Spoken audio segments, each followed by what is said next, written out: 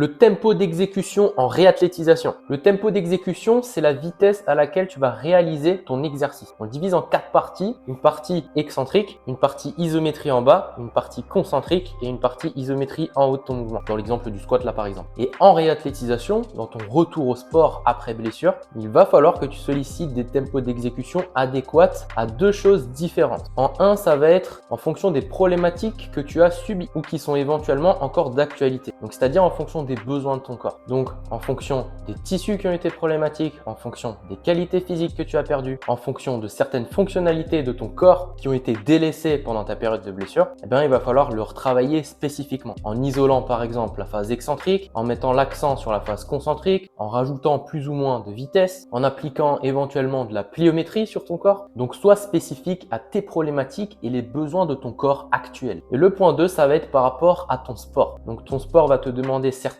qualités physiques, certaines propriétés tissulaires, certains prérequis articulaires. Donc, cette partie-là, ça va être plus par rapport à tes objectifs. Toi, ce que tu veux, c'est performer, réaliser ton sport, le faire avec plaisir et sans se prendre la tête en ayant peur éventuellement qu'il y ait récidive de douleurs, de blessures, de problématiques, etc.